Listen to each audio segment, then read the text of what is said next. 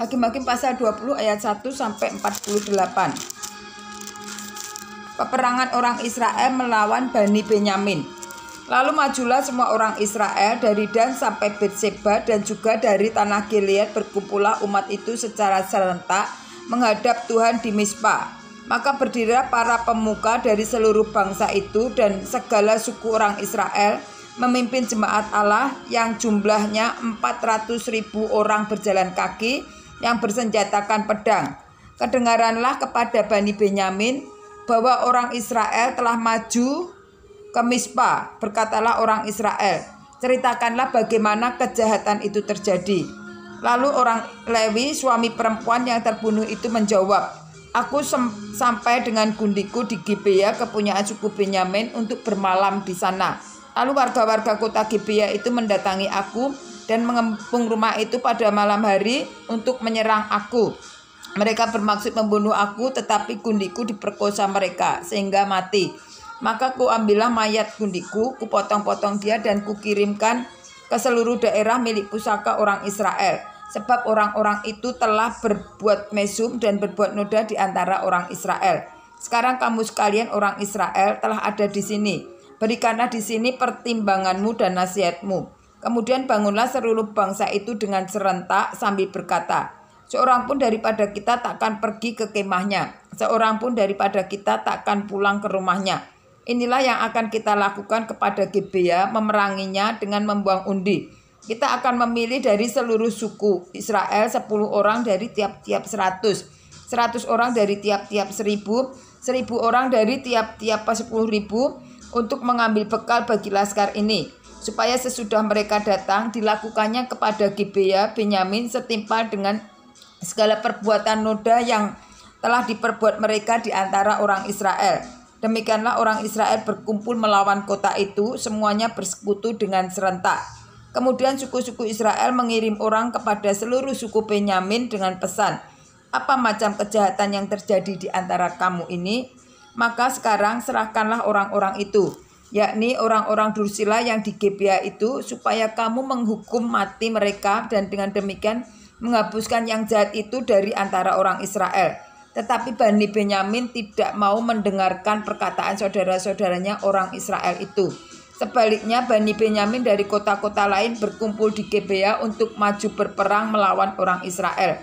Pada hari itu dihitunglah jumlah Bani Benyamin dari kota-kota lain itu 26.000 orang yang bersenjatakan pedang. Belum termasuk penduduk Gibea yang terhitung 700 orang pilihan banyaknya.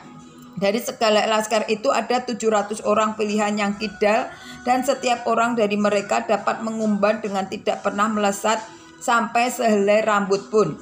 Juga orang-orang Israel dihitung jumlahnya dengan tidak termasuk suku Benyamin. Ada 400.000 orang yang bersenjatakan pedang, semuanya itu prajurit.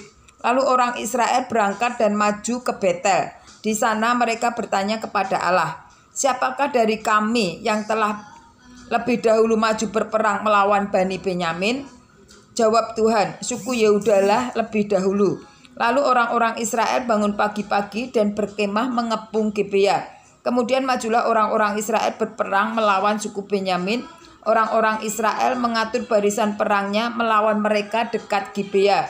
Juga Bani Benyamin maju menyerang dari Gibea dan menggugurlah ke bumi 22.000 orang dari antara orang Israel pada hari itu. Tetapi laskar orang Israel mengumpulkan segenap kekuatannya, lalu mengatur pula barisan perangnya di tempat mereka mengatur barisannya semula. Kemudian pergilah orang-orang Israel, lalu menangis di hadapan Tuhan sampai petang. Sesudah itu mereka bertanya kepada Tuhan, akan pergi pulakah kami berperang melawan Bani Benyamin, saudara kami itu? Jawab Tuhan, majulah melawan mereka. Tetapi ketika orang Israel pada hari kedua sampai dekat Bani Benyamin, maka pada hari kedua itu majulah suku Benyamin dari Gibea menyerbu mereka. Dan digugurkannya pula ke bumi 18.000 orang di antara orang-orang Israel. Semuanya orang-orang yang bersenjatakan pedang. Kemudian pergilah semua orang Israel, yakni seluruh bangsa itu, lalu sampai ke Betel. Di sana mereka tinggal menangis di hadapan Tuhan. Berpuasa sampai senja pada hari itu dan mempersembahkan korban bakaran dan korban keselamatan di hadapan Tuhan. Dan orang-orang Israel bertanya kepada Tuhan. Pada waktu itu ada di sana tabut perjanjian Tuhan. Dan Pinehas bin Eleazar bin Harun menjadi imam Allah pada waktu itu. Kata mereka, haruskah kami maju sekali lagi untuk berperang melawan Bani Benyamin, saudara kami itu, dan haruslah kami hentikan itu? Jawab Tuhan, majulah, sebab besok aku akan menyerahkan mereka ke dalam tanganmu. Lalu orang Israel menempatkan penghadang-penghadang sekeliling Gibea. Pada hari ketiga, majulah orang-orang Israel melawan Bani Benyamin dan mengatur barisannya melawan Gibea seperti yang sudah-sudah. Maka majulah Bani Benyamin menyerbu laskar itu. Mereka terpancing dari kota dan seperti yang sudah-sudah, mereka mulai menyerang laskar itu pada kedua jalan raya, yang satu menuju ke Betel dan yang lain di Gibea melalui padang. Sehingga terbunuh beberapa orang, kira-kira 30 orang di antara orang Israel. Maka kata Bani Benyamin, orang-orang itu telah terpukul kalah oleh kita seperti semula, tetapi orang-orang Israel telah bermufakat lebih dahulu. Marilah kita lari dan memancing mereka dari kota ke jalan-jalan raya. Jadi orang Israel bangun dari tempatnya dan mengatur barisannya ke Baal Tamar. Sedang orang Israel yang menghadang itu tiba-tiba keluar dari tempatnya, yakni tempat terbuka dekat Geba, dan sampai di depan Gibea sebanyak 10.000 orang pilihan dari seluruh Israel. Pertempuran itu dahsyat, tetapi Bani Benyamin tidak tahu bahwa malapetaka datang menimpa mereka. Tuhan membuat suku Benyamin terpukul kalah oleh orang Israel. Dan pada hari itu orang-orang Israel memusnahkan dari antara suku Benyamin 25.100 orang. Semuanya orang-orang yang bersenjatakan pedang. Bani Benyamin melihat bahwa mereka telah terpukul kalah. Sementara orang-orang Israel agak mundur di depan suku Benyamin, sebab mereka mempercayai penghadang-penghadang yang ditempatkan mereka untuk menyerang Gibea. Maka segeralah penghadang-penghadang itu menyerbu Gibea. Mereka bergerak maju dan memukul seluruh kota itu dengan mata pedang. Tetapi orang-orang Israel telah bermufakat dengan penghadang-penghadang itu untuk menaikkan gumpalan asap tebal dari kota itu. Ketika orang-orang Israel mundur dalam pertempuran itu, maka suku Benyamin mulai menyerang orang Israel, sehingga terbunuh kira-kira 30 orang karena pikir mereka, tentulah orang-orang itu terpukul kalah sama sekali oleh kita seperti dalam pertempuran yang dahulu.